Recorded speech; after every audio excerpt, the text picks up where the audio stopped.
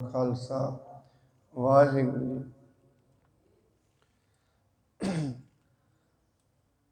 दुनिया दे विच परमात्मा नूं मिलण लई उहदे तक पहुँच बनाउण लई कई प्रकार के साधन वरते जाते सी ते वरते जाते हैं। इस पौड़ी दे अंदर महाराज सारे साधनों नूं रद्ददे ते नहीं, पर जिवें असीं वेखदे हां कोई भी बीज असीं बीजदे हां, जदों भी कोई दरख्त लगाइए कोई बीज बीजीए उदों सब तो पहला ये निर्धारित करना जरूरी है कि इस रुੱਤ ਦੇ ਵਿੱਚ ਇਹ बीज उगदा है कि नहीं उगदा। ये जरूरी है। हरेक दरख्त ਦੇ बूटे ਨੂੰ ਲਾਉਣ ਦੇ ਲਈ एक रुੱਤ निर्धारित है, एक समा निर्धारित है। जे उस समय ਦੇ ਵਿੱਚ बीज नहीं बीजिया जा रहा दरख्त नहीं ਵੱਡਾ होएगा। महाराज अज इत्थे इस पौड़ी दे विच कई प्रकार के बीजां की गल करते हैं। दूजे तौर पर महाराज एक गल होर भी करते ने, मनुख का परमात्मा लई पहुँचण दे लई अनुभवी होना भी बहुत जरूरी है। क्योंकि कई बारी ज्ञान मुख ते ही रह जाता है, मनुख के सुभाव नूं नहीं बदलता। कई बारी धर्म दीयां गल्लां सियाणियां गल्लां मनुख के बाहरी शरीर नूं ते बदल दिंदियां ने, या मनुख बदल लैंदा है, पर यह जरूरी नहीं है वो मनुख के मन नूं भी बदल देण। क्योंकि मन उदों बदलता है जदों किसी चीज़ का अनुभव हो जाए। मनुख किसी चीज़ नूं उदों छड्डदा है जदों अनुभव हो जाए। जिवें वकारां तो मनुख अपनी खलासी उस दिन कराएगा, उस दिन जतन करेगा जिस दिन इनू मौत विख जाए, उस तो पहला नहीं। धर्म के मार्ग ते सीधा होके मनुख उस दिन चलता है जिस दिन इनू अगला खतरा विख जाए या पिछला विख जाए। वैसे तो मनुख एक ही छत थले जमे है और इसे छत थले इन्हें खत्म हो जाना सारी दुनिया। वो छत केड़ी है? वो है आ नीला आकाश। इसी छत थले ये जन्मे है, इसी छत के थले ये वड्डा होया ते एक ही मनुख वास्ते वेड़ा है। वेड़ा पुराने समयां दे विच असीं कहिंदे घर दे अगे जिहड़ी थां छड्ड लैणी। आ इक्को मैदान है धरती, इहदे ते मनुख खेलदा भी है, इत्ते रिड़ना भी सिखदा है, इहदे ते ही चलदा है, इत्ते बुढ़ा भी हो जांदा है इसे ते। और एक ही छत है वो आकाश है, इहदे थल्ले ही ये जमदा है, खेडदा है, अंत नूं खत्म हो जाता है। पर जे किते इस नूं ये समझ आ जाए, इस जिहड़ी धरती ते मैं रह रहा, जिहड़े मैदान च मैं रह रहा, जे मैं अपनी जिंदगी दे विच कुछ ना किता, इस मैदान में पशु भी रहिंदे ने, पंछी भी रहिंदे ने, फिर मेरी जिंदगी उन्हां वर्गी हुई है। मनुख जे समझ ले उदों तई मनुख की जिंदगी ਪਸ਼ੂਆਂ ਵਰਗੀ ਪੰਛੀਆਂ ਵਰਗੀ ਬਣ ਜਾਂਦੀ ਹੈ ਜਦੋਂ ਤੱਕ ਮਨੁੱਖ ਪਰਮੇਸ਼ਰ ਨੂੰ ਅਨੁਭਵ ਨਹੀਂ ਕਰਦਾ। ਮੈਂ ਫਿਰ ਬੇਨਤੀ ਕਰਾਂ, ਮਨੁੱਖ ਦਾ ਧਰਮ ਦੀ ਗੱਲ, ਧਰਮ ਦੇ ਗ੍ਰੰਥ ਦੀ ਗੱਲ ਉਦੋਂ ਤਾਈਂ ਮਨ ਨਹੀਂ ਬਦਲਦੀ ਜਦੋਂ ਤਾਈਂ ਉਸ ਨੂੰ ਉਹਦਾ ਅਨੁਭਵ ਨਹੀਂ ਹੁੰਦਾ। ਹੁਣ ਆਪ ਦੀ ਗੱਲ ਕਹੋਗੇ ਅਨੁਭਵ ਕੀ ਹੁੰਦਾ ਹੈ? ਇਹ ਆਪਾਂ ਕਈ ਵਾਰੀ ਉਦਾਹਰਣ ਦਿੰਦੇ ਹਾਂ। ਇੱਕ ਸੜਕ ਤੇ ਤੁਰੇ ਜਾਈਏ, ਹੁਣ ਉਸ ਸੜਕ ਤੇ ਕੋਈ ਮਨੁੱਖ ਜਾ ਰਿਹਾ ਹੈ, ਉਹਨੂੰ ਅੱਗੋਂ ਲੁੱਟ ਲਿਆ ਗਿਆ, ਉਸਨੇ ਆ ਕੇ ਵਾਪਸ ਦੱਸਿਆ ਭਾਈ ਇਸ ਸੜਕੇ ਨਾ ਜਾਇਓ, ਇੱਥੇ ਲੁੱਟ ਲੈਂਦੇ ਨੇ। ਮਨੁੱਖ ਕਹੇ ਨਹੀਂ, ਇਹ ਤੇ ਤੈਨੂੰ ਲੁੱਟਿਆ ਹੈ ਨਾ, ਸਾਨੂੰ ਥੋੜੀ ਨਾ ਲੁੱਟ ਲੈਣਗੇ। ਹੰਕਾਰ, ਉਹ ਵੀ ਤੁਰ ਗਿਆ, ਉਹਨੂੰ ਵੀ ਲੁੱਟ ਲਿਆ। ਹੁਣ ਜਿਹੜਾ ਕਹਿ ਰਿਹਾ ਸੀ ਮੈਨੂੰ ਨਹੀਂ ਲੁੱਟ ਸਕਦੇ, ਜਿਸ ਦਿਨ ਲੁੱਟਿਆ ਗਿਆ ਹੁਣ ਮੁੜ ਕੇ ਉਹ ਸੜਕ ਤੇ ਨਹੀਂ ਜਾਏਗਾ। ਕਾਰਨ ਅਨੁਭਵ ਹੋ ਗਿਆ। ਪਹਿਲਾਂ ਤੇ ਗੱਲ ਸੀ, ਪਹਿਲਾਂ ਤੇ ਸੁਣਿਆ ਸੀ, ਅੱਜ ਪਤਾ ਲੱਗ ਗਿਆ।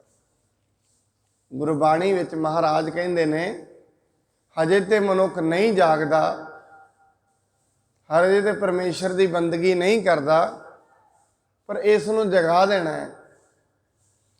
ਜਿਸ ਦਿਨ ਜਮ ਇਹਨੂੰ ਆ ਕੇ ਫੜ ਲੈਂਦੇ ਨੇ, ਉਸ ਦਿਨ ਇਹ ਜਾਗ ਜਾਏਗਾ।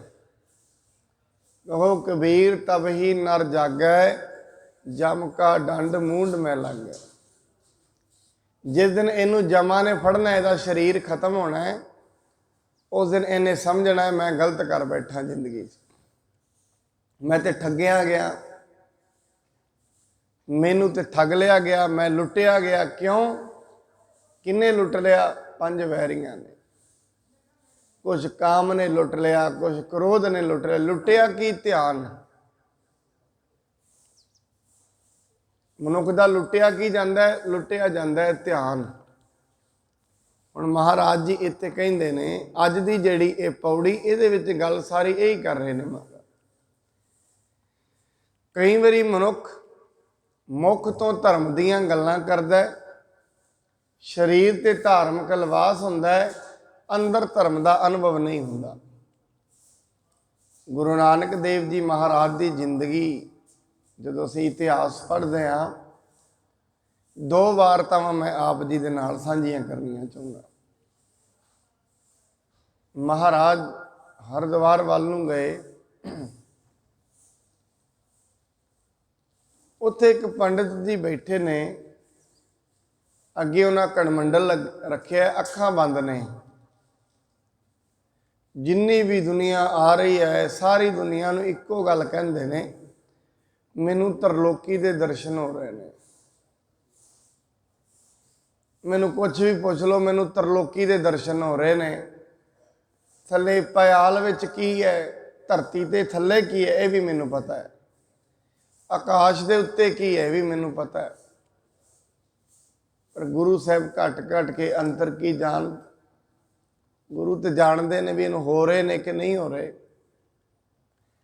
ਮਹਾਰਾਜ ਨੇ ਕਣਮੰਡਲ ਚੁੱਕ ਕੇ ਉਹਦੇ ਹੀ ਪਿੱਛੇ ਲੁਕੋ ਦਿੱਤਾ। ਥੋੜੀ ਦੇਰ ਦੇ ਵਿੱਚ ਅੱਖ ਖੁੱਲੀ, ਉਹਨੇ ਖੋਲੀ ਅੱਖ, ਥੋੜੀ ਜਿਹੀ ਅੱਖ ਖੋਲ ਕੇ ਵੇਖਿਆ, ਕਣਮੰਡਲ ਤੇ ਨਹੀਂ ਹੈ। ਇੱਕਦਮ ਅੱਗ ਦੇ ਵਿੱਚ, ਕ੍ਰੋਧ ਵਿੱਚ ਆ ਗਿਆ। ਸਾਰੇ ਦਾ ਸਾਰਾ ਪ੍ਰਯੋਜਨ ਤੇ ਕਣਮੰਡਲ ਵਾਸਤੇ ਸੀ। ਅੱਗੇ ਮਹਾਰਾਜ ਜੀ ਬੈਠੇ, ਮਹਾਰਾਜ ਤੇ ਗੁੱਸਾ ਹੋਣ ਲੱਗਿਆ, ਤੁਸੀਂ ਮੇਰਾ ਕਣਮੰਡਲ ਚੁੱਕ ਲਿਆ। ਮਹਾਰਾਜ ਕਹਿੰਦੇ ਭਾਈ ਅਸੀਂ ਨਹੀਂ ਚੁੱਕਿਆ। ਮਹਾਰਾਜ ਕਹਿੰਦੇ ਤੈਨੂੰ ਤੇ ਤਰਲੋਕੀ ਦੇ ਦਰਸ਼ਨ ਹੋ ਰਹੇ ਨੇ, ਤੇ ਅੱਖਾਂ ਬੰਦ ਕਰੋ ਤੇ ਤਰਲੋਕੀ ਚੋਂ ਲੱਭ ਲੋ, ਕਿਤੇ ਤੇ ਹੋਏਗਾ ਹੀ। ਹੋਰ ਮਹਾਰਾਜ ਜੀ ਦੇ ਗੁੱਸੇ ਹੋ ਪਿਆ, ਬਹੁਤ ਉਲ ਜਲੂਲ ਬੋਲਦਾ, ਕਿਉਂਕਿ ਜਦੋਂ ਮਨੁੱਖ ਕ੍ਰੋਧ ਦੇ ਵਿੱਚ ਆ ਜਾਂਦਾ ਹੈ, ਬੁੱਧੀ ਖਤਮ ਹੋ ਜਾਂਦੀ ਹੈ, ਬੋਲਣ ਦਾ ਪਤਾ ਹੀ ਨਹੀਂ ਰਹਿੰਦਾ, ਕੌਣ ਅੱਗੇ ਖੜਾ ਹੈ, ਕਿਹਨੂੰ ਕੀ ਬੋਲਣਾ ਹੈ, ਇਹ ਖਤਮ ਹੀ ਹੋ ਜਾਂਦਾ ਮਾਮਲਾ। ਮਹਾਰਾਜ ਜੀ ਨੇ ਉਹਦੇ ਅੱਗੇ ਦੁਨੀਆ ਬੈਠੀ ਹੈ, ਪਿੱਛੋਂ ਕਣਮੰਡਲ ਚੁੱਕਿਆ, ਅੱਗੇ ਰੱਖ ਦਿੱਤਾ। ਕਹਿੰਦੇ ਭਾਈ, ਉਹਨੂੰ ਕਹਿੰਦੇ ਨੇ ਤੁਹਾਨੂੰ ਤੇ ਆਪਣੇ ਪਿੱਛੇ ਪਏ ਹੋਏ ਕੰਡਮੰਡਲ ਦਾ ਨਹੀਂ ਪਤਾ, ਤਰਲੋਕੀ ਦਾ ਤੁਹਾਨੂੰ ਕੀ ਪਤਾ ਹੋਏਗਾ। ਤੁਸੀਂ ਜੋ ਲੋਕਾਂ ਨੂੰ ਵਰ ਦੇ ਰਹੇ ਹੋ ਇੱਥੇ ਬੈਠ ਕੇ, ਲੋਕਾਂ ਨੂੰ ਸਰਾਪ ਦੇ ਰਹੇ ਹੋ ਇੱਥੇ ਬੈਠ ਕੇ, ਹਜੇ ਤਾਈਂ ਆਪਣੇ ਪਿੱਛੇ ਪਏ ਹੋਏ ਕੰਡਮੰਡਲ ਦਾ ਤੇ ਪਤਾ ਨਹੀਂ, ਪਰ ਤੁਸੀਂ ਕਹਿੰਦੇ ਤਰਲੋਕੀ ਦੇ ਦਰਸ਼ਨ, ਝੂਠ ਬੋਲਦੇ ਹੋ। ਇਹ ਗੁਰੂ ਜੀ ਇੱਥੇ ਇਹੀ ਪੰਕਤੀ ਕਹਿ ਰਹੇ ਨੇ, ਮਨੁੱਖ ਬਹੁਤੀ ਵਾਰੀ ਧਰਮ ਦਾ ਲਿਬਾਸ ਧਾਰਨ ਕਰ ਲੈਂਦਾ ਹੈ, ਮੁੱਖ ਚੋਂ ਧਰਮ ਦੀਆਂ ਗੱਲਾਂ ਵੀ ਕਰਦਾ ਹੈ, ਪਰ ਇਹ ਜ਼ਰੂਰੀ ਨਹੀਂ ਹੈ ਉਹ ਧਾਰਮਿਕ ਵੀ ਹੋਏਗਾ। ਜਿਹਵਾ ਕਰ ਰਹੀ ਹੈ, ਦਿਲ ਕਰ ਰਿਹਾ ਹੈ ਕਿ ਨਹੀਂ, ਇਹ ਨਹੀਂ। ਮਹਾਰਾਜ ਨੇ ਇੱਕ ਪੰਕਤੀ ਵਰਤੀ ਹੈ ਗੁਰਬਾਣੀ 'ਚ, ਜਿਨ ਮਨ ਹੋਰ ਮੁਖ ਹੋਰ ਸੇ ਕਾਂਡੇ ਕੱਚਿਆ।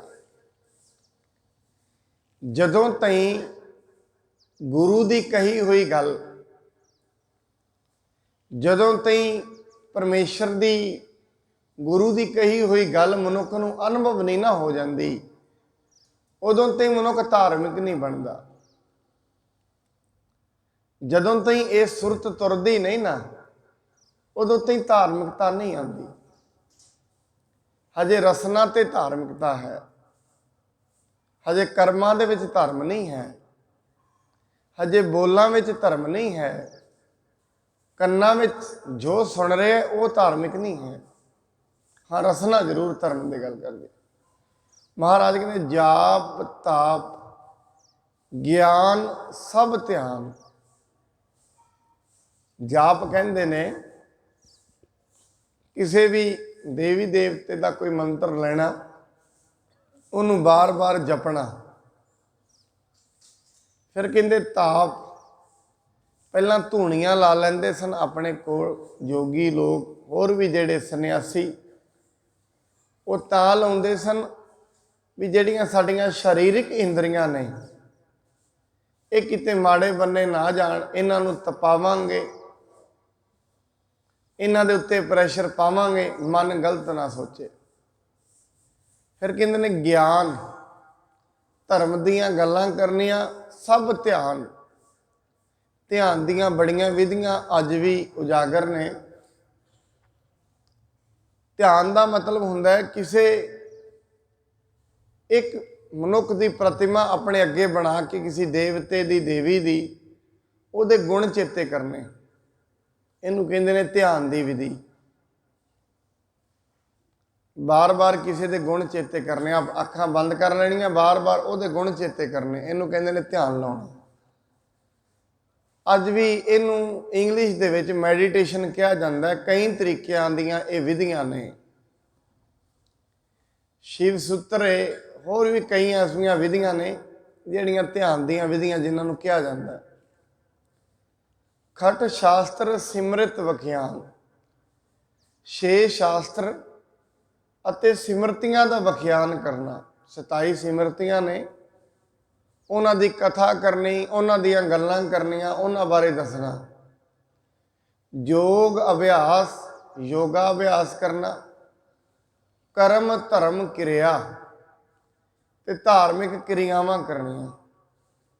ਸਗਲ ਤਿਆਗ ਵਨ ਮੱਧੇ ਫਿਰਿਆ, ਇਤੋਂ ਵੀ ਅਗਲੀ ਗੱਲ, ਸਾਰਾ ਕੁਝ ਛੱਡ ਕੇ ਜੰਗਲ ਵਿੱਚ ਤੁਰੇ ਰਹਿਣਾ। ਅਨਕ ਪ੍ਰਕਾਰ ਕੀਏ ਬਹੁ ਯਤਨਾ, ਬੜੇ ਤਰੀਕਿਆਂ ਨਾਲ ਬੜੇ ਯਤਨ ਕਰਨੇ। ਪੁੰਨ ਦਾਨ ਹੋਮੇ ਬਹੁ ਰਤਨਾ, ਇਹ ਸਾਰੀਆਂ ਜਿੰਨੀਆਂ ਅਸੀਂ ਵਿਧੀਆਂ ਗਿਣ ਰਹੇ ਹਾਂ, ਇਹ ਧਰਮ ਦੀਆਂ ਵਿਧੀਆਂ ਨੇ। ਇਹ ਜਿੰਨੀਆਂ ਅਸੀਂ ਗੱਲਾਂ ਇੱਥੇ ਆ ਕਰ ਰਹੇ ਹਾਂ, ਮਹਾਰਾਜ ਕਹਿ ਰਹੇ ਨੇ ਜਿੰਨੀਆਂ ਬਾਤਾਂ, ਇਹ ਸਾਰੀਆਂ ਧਰਮ ਤੇ ਹੀ ਪਹੁੰਚਣ ਲਈ ਨੇ, ਪਰਮੇਸ਼ਰ ਤੇ ਹੀ ਪਹੁੰਚਣ ਲਈ ਨੇ। ਹੁਣ ਮੈਂ ਫਿਰ ਕਹਿ ਦਿਆਂ, ਪਰਮੇਸ਼ਰ ਤੱਕ ਸਰੀਰ ਨੇ ਨਹੀਂ ਪਹੁੰਚਣਾ। ਸਾਧ ਸੰਗਤ, ਪਰਮਾਤਮਾ ਤਾਈਂ ਕਿਸੇ ਦਾ ਸਰੀਰ ਨਹੀਂ ਪਹੁੰਚਦਾ, ਸੁਰਤ ਪਹੁੰਚਦੀ ਹੈ। ਔਰ ਉਹ ਇਸੇ ਜਨਮ ਵਿੱਚ ਪਹੁੰਚ ਜਾਂਦੀ ਹੈ, ਇੱਥੇ ਜਿਉਂਦਿਆਂ ਹੀ। ਮਰਿਆਂ ਪਿੱਛੋਂ ਨਹੀਂ ਉਹ ਪਹੁੰਚਦੀ ਕਿਤੇ ਵੀ। ਪਰਮੇਸ਼ਰ ਤਾਈਂ ਸਰੀਰ ਨਹੀਂ ਪਹੁੰਚੇਗਾ। ਕਿਉਂ? ਸਰੀਰ ਤੇ ਸਾਡੇ ਸਾਹਮਣੇ ਸੜ ਜਾਂਦਾ ਹੈ। ਬੜਿਆਂ ਦੇ ਸਰੀਰ ਅਸੀਂ ਸੜਦੇ ਵੇਖੇ ਨੇ। ਸਰੀਰ ਇੱਥੇ ਹੀ ਸੜ ਜਾਂਦਾ ਹੈ, शरीर अगे नहीं जाता। और इसे शरीर च रहिंदियां मनुखा जन्म च रहिंदियां सुरत परमात्मा तई पहुँच जाती है, उन्होंने याद कर करके। जिन महाराज कहते रमैया के गुण चेत प्रानी, परमात्मा के गुण चेते कर करके। अज दी इस पौड़ी च महाराज यही कहते हैं बाहरी तौर पर ये जिन्ने भी साधन ने ये मनुख नूं धार्मिक बनाउण लई नहीं। जिन्ने भी ये साधन महाराज गिना रहे ने ये कह रहे हैं ये साधन वरते जाते सन अलग अलग युगों के विच। क्योंकि साध संगत मैं पहला भी बेनती की है, जिहड़ी रुत होए ना उहदे अनुसार किसान बीज बीजदा। ये नहीं है हुण सियाल दे विच वो जीरी बीज देगा, नहीं बीजदा। जे उसने जीरी बीजनी है उहदे लई उहनूं गर्मी चाहिदी है, उस बीज नूं, सियाल नहीं। जे कणक बीजनी है उहदे लई सियाल चाहिदा, गर्मी नहीं, गर्मी चों नहीं उगेगी। हुण इसे तरीके नाल अलग अलग साधन सन अलग अलग युगों के। एक टाइम ऐसा सी सतयुग सत तेता जगी। त्रेते युग दे विच सिर्फ जग करवा लैंदे सी, जग करन दे नाल ही सारा काम सफल। दुआपर पूजा चार, दुआपर दे विच पूजा कर लैंदा सी मनुख। महाराज कहंदे तीनों युग तीनों दिड़े कल केवल नाम आधार। तिन्ना युगों दे विच अलग अलग चीज़ां सन, पर एक कल युग दे विच सिर्फ एक नाम ही आधार है। इत्थे दान नहीं चलता। क्योंकि जदों भी मनुख दान करता है ਉਹਦੇ अंदर किते ना किते, क्योंकि इन्नी मनुख के अंदर प्रभ मनुख जदों भी दान कर रहा है अपना समझ के करता है, मैं दे रहा। फिर महाराज कहते वो दान लगता नहीं है, तां करके दान भी इस युग च नहीं चलता। क्योंकि मनुख नूं हजे ज्ञान नहीं ना। अकली कीचै दान, अकली का मतलब इत्थे ये नहीं भी अकल नाल किसे किसे नूं दो, ये नहीं है। अकली का मतलब है जदों अंतर आत्मे की सोझी हो जानी, जदों विवेक की अवस्था च मनुख ने पहुँच जाना है, जदों ये पता लग जाना मैं देने वाला नहीं है, उन्होंने कहते हैं अकली कीचै दान। हजे तो होमे च दान महाराज कहते होम विच दिता, होम विच लिया। हजे तो लैना भी होमे विच है, मैं लै रहा, देना भी होमे विच है। इस करके इस युग दे विच दान नहीं चलता। क्योंकि दान दे नाल मनुख की होमे जुड़ जाती है। इत्थे फिर वर्त भी नहीं चलता। क्यों नहीं चलता? मनुख वर्त रखता है, वर्त रख के ये कह देंदा मैं रखे है, जदों मैं रखे है वो भी गया। क्योंकि मैं नूं ते मिटाउणा है। धर्म की जिन्नी साधना है ये काहदे लई है? मैं मिटाउण लई, बस। मैं नहीं कुछ भी हाँ। जिन्हां दी जदों इस अवस्था ते मनुख पहुँचता है उस दिन वो कह दिंदा है मैं कुछ नहीं हाँ। जिस दिन मनुख धर्म की अवस्था ते पहुँचता है, जिस दिन उन्होंने रब का कोई पता लगता है, उस दिन एको ही तो गल पता लगती है, एको ही गल है मैं नहीं हाँ। साध संगत जप कर करके रब का नाम लै लैके एको ही चीज़ पता लगनी है, बस। सारे भगतां ने यही गल कही है सारी गुरबाणी च, मैं कुछ नहीं हाँ, बस। इनू कहते ने होमै दीर्घ रोग है। अपनी मेरी कोई हस्ती है, मैं कुछ कर सकदा, बस ये मिटाउणा है। हुण इनू मिटाउण दे लई बड़े साधन ने। इनू मिटाउण लई जप किया जाता है, ज्ञान दीयां गल्लां कीतियां जांदियां ने, दान दिते जांदे ने, अशमेघ यज्ञ कराए जांदे ने, बाहरी तौर पर होर क्रियावां कीतियां जांदियां ने, भुखियां नूं रोटी खवाई जाती है, प्यासियां नूं पानी पियाया जाता है। काहदे लई? मैं मिट जाए। यही करके पुण्य भी करना, दान भी करने। होमे कहते ने होम यज्ञ कराने, बहु रत्ना बड़े ज़्यादा रतन दान में देने। पर महाराज जी कलयुग दी विच आपां बैठे हुए हैं, फिर इसे युग दे विधान की गल गुरु साहब की है महाराज ने। इस युग दे विच ये चीज़ां नहीं चलदियां जिवें आपां बाहरी तौर पर मनुख बाहरी तौर पर कर्म करते, जिवें सेवा कर रहे हैं ये भी बाहरी कर्म है, जप कर रहे हैं ये भी बाहरी कर्म है। इस चीज़ नूं करदियां करदियां जे मनुख दे विच हौमे आ गई सब खत्म, जिन्हों महाराज कहते मत थोड़ी सेव गवाई है। हुण अगे महाराज कहते शरीर कटाए हौमै कर राती, शरीर नूं निक्का निक्के करके कटाउणा ये भी चलदा सी।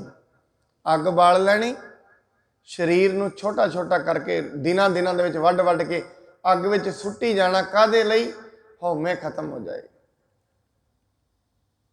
किते मैं खत्म हो जाए, क्योंकि जिस दिन मैं खत्म होएगी तू आएगा ही उस दिन। परमेश्वर का प्रकाश अंदर उस दिन होएगा जिस दिन मैं खत्म हो जाएगी, जिस दिन ये पता लग जाएगा करण कारण प्रभ एक है।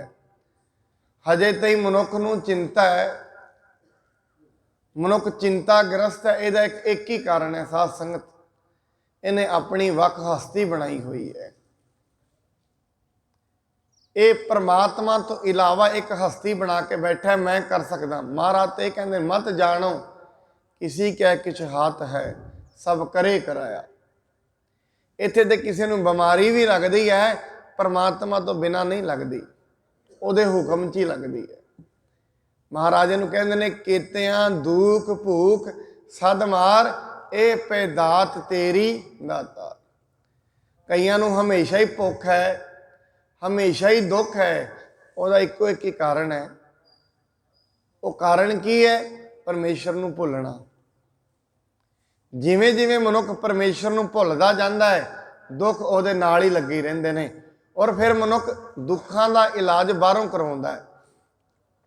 ये सोचता है मेरा पड़ोसी मैनू दुख दे रहा है, मेरा कोई रिश्तेदार मैनू दुख दे रहा, मेरे बच्चे मैनू दुख दे रहे हैं। ऐसा नहीं है। महाराज कहते जेड़ी चीज करके दुख लगे है वही चीज दुख मिटा भी देगी। दुख लगे है परमेश्वर नूं भुलण करके, जे उन्होंने याद कर लिता जाए दुख मिट भी जाएंगे। महाराज कहते हैं परमेश्वर दे भुलिया व्यापन सभे रोग। जे महाराज उन्होंने याद कर लीए, कहते सर्ब रोग का औखद नाम, जे उन्होंने याद कर लिया वो दवाई भी बन जाएगी। जिन्हों भुलिया उन्होंने याद। इस करके मनुख दे कोल दुनिया दे विच है बहुत कुछ है। ये कोल रोटी है, पहली गल तो शरीर है, घर भी है, रोटी भी है, फिर भी परेशानी है। मनुख की मूल समस्या तो रोटी कपड़ा मकान है। ये हुंदियां होयां भी परेशानी है, हुंदियां भी मन स्थिर नहीं है, मन भजदा है। सब कुछ हुंदियां भी मन टिक के नहीं बैठता। मन दे विच चिंता है, भय है, डर है। डर पता नहीं काहदा है, ये इहनूं अनुभव नहीं है। हुण साहिब जी यही गल कह रहे ने, कहंदे एक कलयुग का समय है, जिन्ने साधन गणा के आए ने ये इत्थे नहीं चलने। अगे महाराज कहंदे ने वर्त नेम करै बहु भांति। वर्त भी करदा है, बड़े नेम भी करदा है, बड़े तरीकिਆਂ दे नाल। पर लास्ट दे विच महाराज कहंदे नहीं तुल राम नाम विचार। ये सारियां चीज़ां रब दे नाम दे तुल नहीं हन, उहदे बराबर नहीं हन। क्योंकि गुरु नानक साहब किते भी गए ना, दूर दूर ते महाराज ने उदासियां कीतियां। हरेक मनुख नूं किसी नूं ये नहीं क्या तू दूजा कर्म कर, एक ही काम कहंदे सी, भाई सतनाम जपया करो, बस यही गल। जिन्नियां भी साखियां असीं पढ़ांगे गुरु नानक साहिब दियां, साखी बड़ी वड्डी हो सकती है, विस्तार बड़ा वड्डा है, उपदेश एक ही है, सतनाम। कोडे राक्ष दे कोल गए, कोडे राक्ष नूं उदाहरण तो बाद वो कहंदा मैनूं दसो मैं करां की? कहंदे सतनाम जपया कर। सज्जन ठग है, लोकां नूं लुट के खांदा है, अंत दे विच महाराज करां की? कहंदे सतनाम जपया कर। ਅਸਲ ਦੇ ਵਿੱਚ ਨਾਮ ਦੇ ਧੁਲ, ਨਾਮ ਦਾ ਮਤਲਬ ਪਤਾ ਕੀ ਹੈ? ਸਤ ਸੰਗਤ, ਪ੍ਰੇਮ। ਕੋਈ ਵੀ ਸਾਧਨ ਪ੍ਰੇਮ ਦੇ ਧੁਲ ਨਹੀਂ ਹੈ ਇਹ ਦੁਨੀਆ 'ਚ, ਕਿਉਂਕਿ ਪ੍ਰੇਮ ਆਏਗਾ, ਪ੍ਰੇਮ ਦਾ ਮਤਲਬ ਆਏਗਾ ਹੀ ਉਦੋਂ ਜਦੋਂ ਦਇਆ ਆਏਗੀ। ਜਿਸ ਦਿਨ ਹਿਰਦੇ ਵਿੱਚ ਦਇਆ ਆ ਗਈ ਉਸ ਦਿਨ ਸਮਝੋ ਧਰਮ ਅੰਦਰ ਆ ਗਿਆ। ਧੌਲ ਧਰਮ ਦਇਆ ਕਾ ਪੂਤ। ਉਹੀ ਮਨੁੱਖ ਧਰਮੀ ਹੈ ਜਿਹਦੇ ਅੰਦਰ ਦਇਆ ਹੈ, ਨਹੀਂ ਤੇ ਭਰਮੀ ਹੈ, ਹਜੇ ਧਰਮੀ ਨਹੀਂ ਹੈ। ਜਦੋਂ ਤੇ ਦਇਆ ਨਹੀਂ ਨਾ ਹਿਰਦੇ ਵਿੱਚ ਆਈ, ਕਿਸੇ ਜੀਵ ਨੂੰ ਵੇਖ ਕੇ ਦਇਆ ਨਹੀਂ ਆਉਂਦੀ, ਕਿਸੇ ਮਨੁੱਖ ਨੂੰ ਵੇਖ ਕੇ ਦਇਆ ਨਹੀਂ ਆਉਂਦੀ, ਕੋਈ ਸਾਡੇ ਸਾਹਮਣੇ ਵਿਲਖ ਰਿਹਾ ਹੈ ਉਹਨੂੰ ਵੇਖ ਕੇ ਦਇਆ ਨਹੀਂ ਆ ਰਹੀ, ਕੋਈ ਰਿਸ਼ਤੇਦਾਰ ਮੁਸ਼ਕਲ ਦੇ ਵਿੱਚ ਹੈ ਉਹਨੂੰ ਵੇਖ ਕੇ ਦਇਆ ਨਹੀਂ ਆ ਰਹੀ, ਇਹਦਾ ਇੱਕੋ ਹੀ ਕਾਰਨ ਹੈ, ਹਜੇ ਇਹ ਧਰਮੀ ਨਹੀਂ ਹੈ।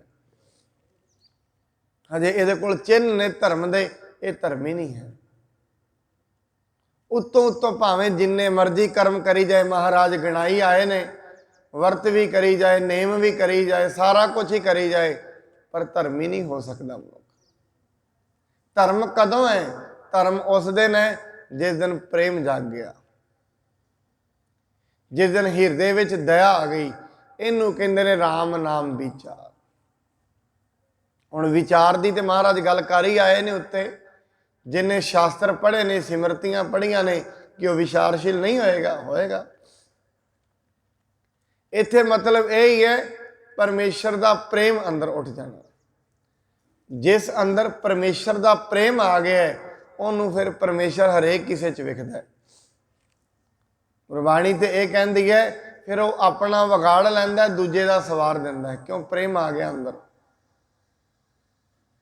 ਇਸ ਕਰਕੇ ਅਸੀਂ ਵੇਖਦੇ ਹਾਂ, ਜਦੋਂ ਵੀ ਮਨੁੱਖ ਤੁਰਦਾ ਇਸ ਰਾਹ ਤੇ, ਗੁਰੂ ਗੋਬਿੰਦ ਸਿੰਘ ਮਹਾਰਾਜ 'ਚ ਪ੍ਰੇਮ ਆਇਆ। ਪ੍ਰੇਮ ਸੀ, ਆਪਣੇ ਪੁੱਤਰ ਸ਼ਹੀਦ, ਪਿਤਾ ਸ਼ਹੀਦ, ਮਾਂ ਸ਼ਹੀਦ, ਸਾਰੇ ਸ਼ਹੀਦ ਹੋ ਗਏ। ਕਿਉਂ?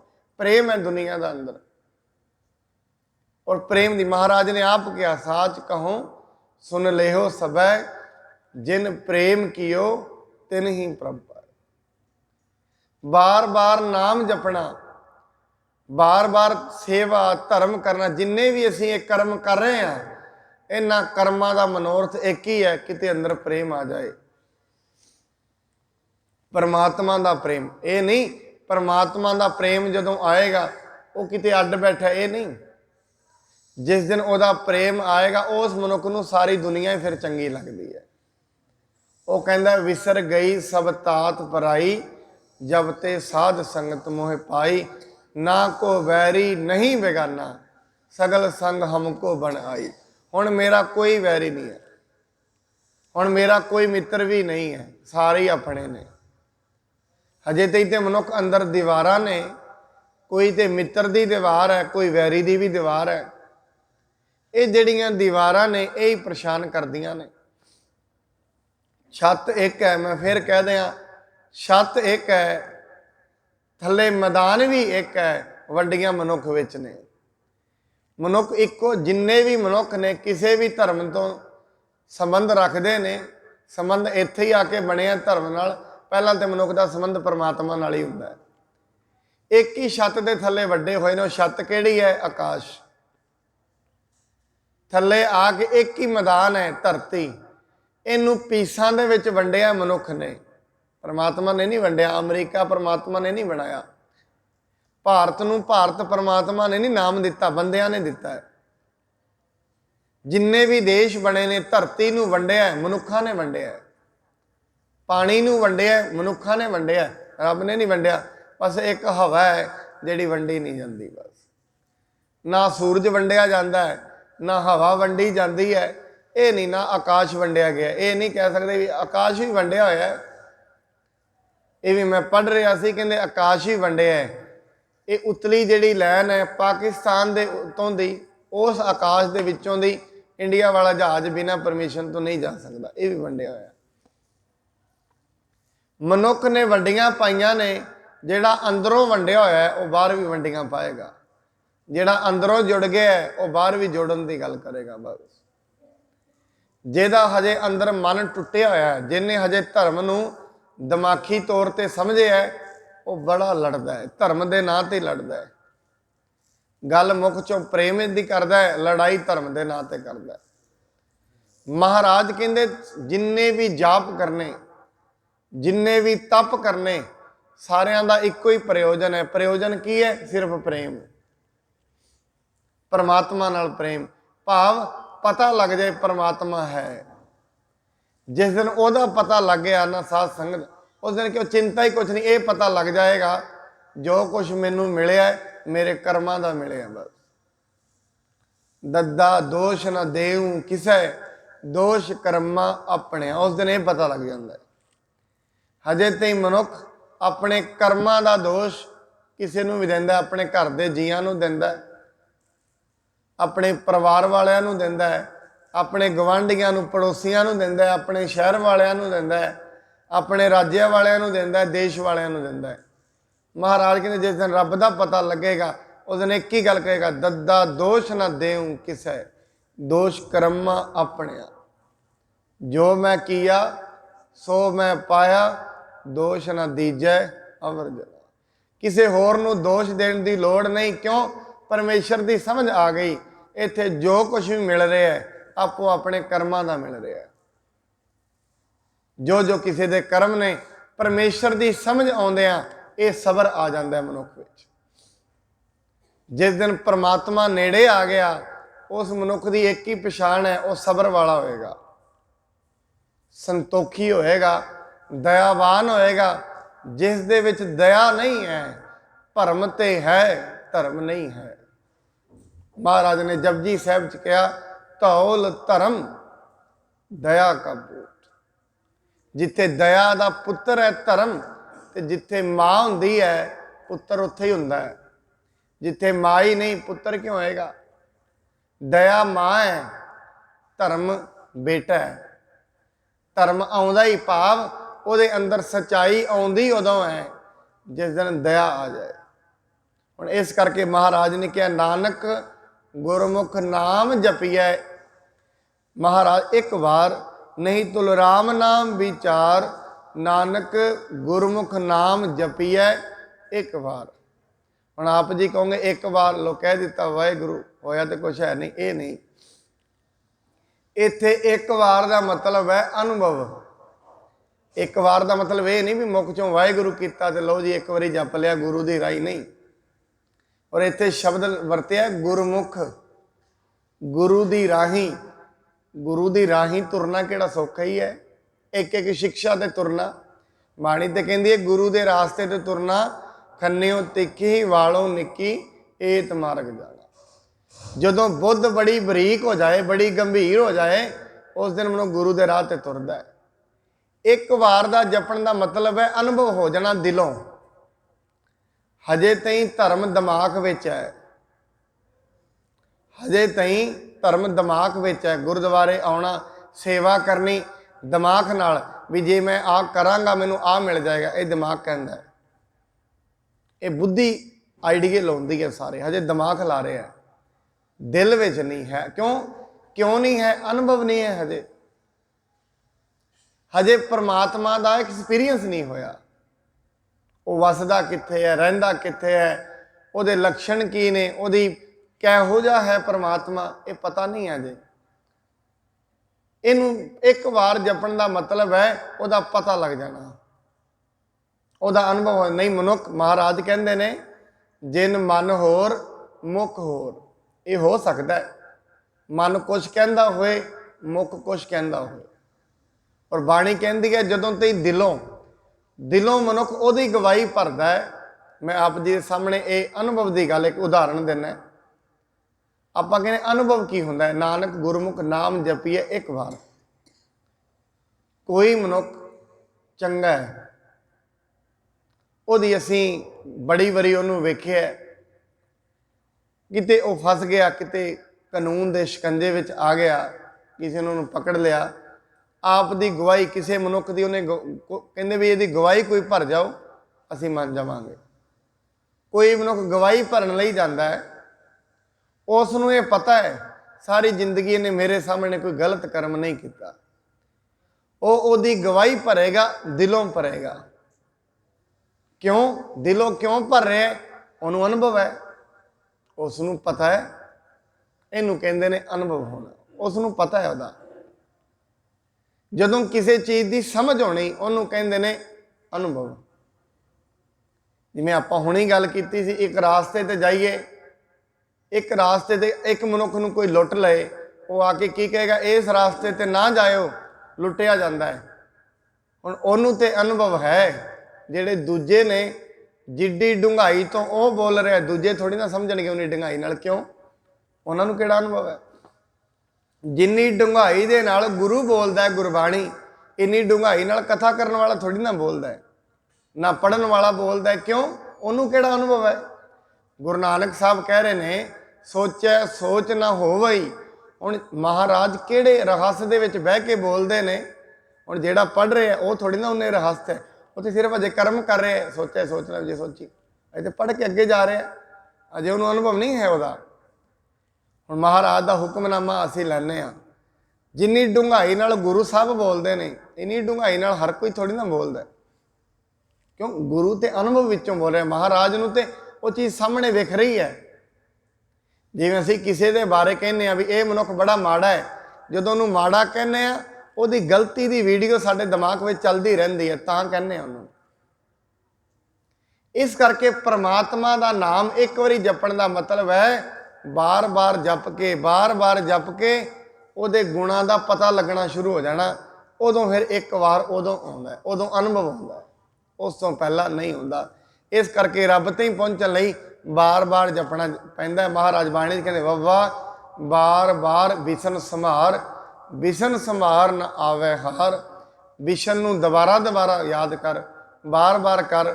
ਔਰ ਦੁਨੀਆ ਵਿੱਚ ਹਰ ਚੀਜ਼ ਬਾਰ-ਬਾਰ ਹੁੰਦੀ ਹੈ। ਸੂਰਜ ਰੋਜ਼ ਆਉਂਦਾ, ਰੋਜ਼ ਜਾਂਦਾ ਹੈ, ਦਿਲ ਬਾਰ-ਬਾਰ ਧੜਕਦਾ ਹੈ, ਰੋਟੀ ਦੁਬਾਰਾ ਖਾਂਦੇ ਆ, ਰੋਜ਼ ਹਰੇਕ ਚੀਜ਼ ਬਾਰ-ਬਾਰ ਹੁੰਦੀ ਹੈ। ਜਿਵੇਂ ਖਾਣਾ ਬਾਰ-ਬਾਰ ਖਾਂਦੇ ਆ ਤੇ ਸ਼ਕਤੀ ਬਣਦੀ ਹੈ, ਨਾਮ ਬਾਰ-ਬਾਰ ਜਪਾਂਗੇ ਅੰਦਰ ਅਨੁਭਵ ਬਣੇਗਾ। ਇਸ ਕਰਕੇ ਅੱਜ ਦਾ ਸਮਾਂ ਬਾਰੀ ਕਰਮਾਂ ਦਾ ਨਹੀਂ ਹੈ। ਬਾਣੀ ਕਹਿੰਦੀ ਸਿਰਫ ਨਾਮ ਜਪਣ ਦਾ ਸਮਾਂ। ਅਬ ਕਲੂ ਆਇਓ ਰੇ, ਇੱਕ ਨਾਮ ਬੋਵੋ ਬੋਵੋ। ਮਹਾਰਾਜ ਕਹਿੰਦੇ ਦਾਨ ਦੀ ਵੀ ਬਹੁਤੀ ਲੋੜ ਨਹੀਂ। ਅੱਜ ਦੇ ਸਮੇਂ ਇੱਕ ਹੀ ਦਾਨ ਕਰ, ਪਰਮੇਸ਼ਰ ਨੂੰ ਯਾਦ ਕਰਨਾ। ਇਹੀ ਸਭ ਤੋਂ ਵੱਡਾ ਦਾਨ, ਇਹੀ ਸਭ ਤੋਂ ਵੱਡਾ ਵਰਤ, ਇਹੀ ਸਭ ਤੋਂ ਵੱਡੀ ਸੇਵਾ। ਸਾਰੇ ਕਰਮ ਮਹਾਰਾਜ ਕੇ ਅਕਲੀ ਕੀਜੈ ਦਾਨ, ਇਹੀ ਸਭ ਤੋਂ ਵੱਡਾ ਦਾਨ ਹੈ। ਸਾਰੀਆਂ ਚੀਜ਼ਾਂ ਇਹੀ ਹਨ ਕਿ ਪਰਮੇਸ਼ਰ ਨੂੰ ਯਾਦ ਕਰਨਾ। ਸੋ ਗੁਰੂ ਜੀ ਕਿਰਪਾ ਕਰਨ। ਕੱਲ੍ਹ ਨੂੰ ਫਿਰ ਮਹਾਰਾਜ ਹੁਣ ਜਿੰਨੀ ਵੀ ਇਹ ਦੁਬਾਰਾ ਫਿਰ, ਕਿਉਂਕਿ ਇਹ ਸੁਖਮਣੀ ਸਾਹਿਬ ਸਾਰੀ ਨਾਮ ਦੀ ਪਰਿਭਾਸ਼ਾ ਹੈ। ਹੁਣ ਕੱਲ੍ਹ ਨੂੰ ਮਹਾਰਾਜ ਦੱਸਣਗੇ ਵੀ ਕਿਹੜੇ ਕਿਹੜੇ ਕਰਮ ਨਾਮ ਦੇ ਉੱਤੇ ਕੀਤੇ ਕਰੇ ਜਾਂਦੇ ਨੇ ਦੁਨੀਆ ਵਿੱਚ, ਪਰ ਨਾਮ ਦੇ ਸਾਹਮਣੇ ਉਹ ਕੁਛ ਵੀ ਨਹੀਂ। ਆਪਾਂ ਕੱਲ੍ਹ ਨੂੰ ਉਹਨਾਂ ਕਰਮਾਂ ਦੇ ਵੀ ਵਿਚਾਰ ਕਰਾਂਗੇ। ਇੰਨੀਆਂ ਬੇਨਤੀਆਂ ਆਪ ਜੀ ਨੇ ਪ੍ਰਵਾਨ ਕਰਨੀਆਂ। ਹੋਈ ਭੁੱਲ ਚੁੱਕ ਦੇ ਲਈ ਖਿਮਾ ਕਰਨੀ ਜੀ। ਵਾਹਿਗੁਰੂ ਜੀ ਕਾ ਖਾਲਸਾ, ਵਾਹਿਗੁਰੂ ਜੀ ਕੀ ਫਤਿਹ।